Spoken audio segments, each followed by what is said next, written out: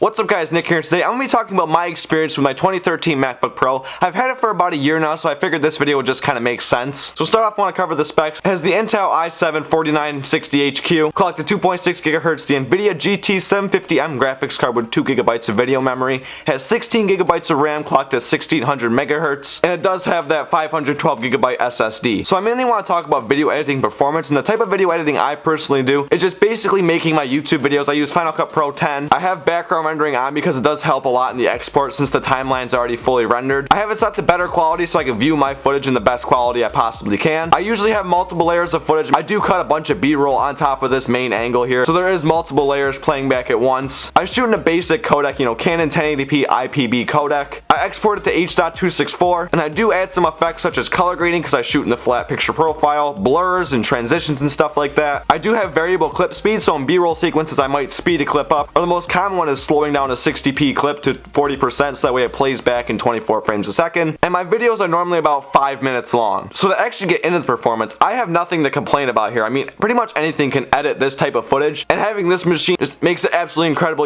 It's instantaneous, it's very quick and snappy, zero drop frames, even when I have effects and color grades and stuff like that on with multiple layers of footage. The whole experience overall is extremely smooth, even when I have it connected to my external monitor, which is at its maximum output of 1440p at 60 Hz. I have even edited a full 10-minute 4K video on this thing with multiple layers and multiple effects on it. I had to drop it down to better performance mode so I wouldn't drop a single frame, and even then it still handled it perfectly fine. Things were very snappy. There was a slight bit more delay because it was a higher resolution file, but nothing extremely notable. So now I want to talk about built-in features. The display it comes with, absolutely incredible. Apple's Retina display is one of the best displays out there in the laptop. It's extremely color accurate and very sharp. It gets very bright, so in bright conditions I can still see the screen and work on the laptop. Now obviously in direct sunlight it's not that good because it's direct sunlight. How many screens do you know of that you can still see and work perfectly fine off of when you're in direct sunlight? There's not many. The keyboard is great. It does use Apple's older scissor switch mechanism, so it's really quiet. It's extremely reliable. It feels great to type on. It's not really tactile, but it's also not mushy. It's like nice smooth feeling. The trackpad is the older style. It's not the force touch. It does have the physical click in there,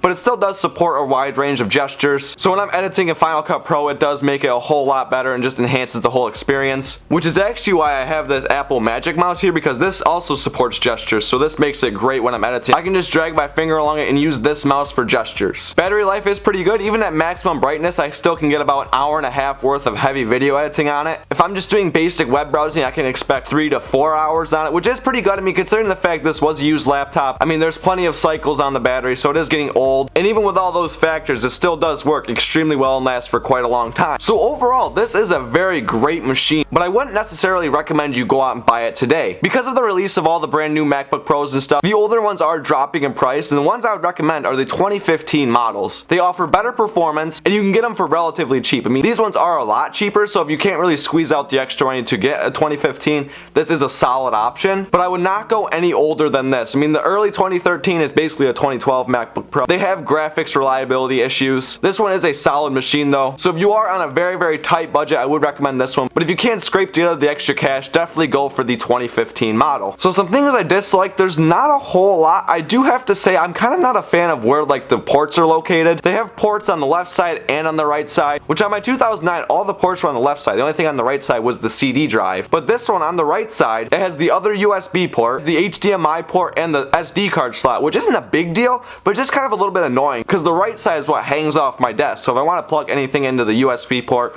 or HDMI port, there's gonna be more cables hanging off. I would much prefer to just see it all on the left side, but I mean you can't always get what you want, and that's just a minor thing. But that's pretty much it for me, guys. Definitely check out this laptop if you are on a very tight budget, but definitely go for the 2015 one if you can't swing it. Make sure to like and subscribe if you are new. Peace out.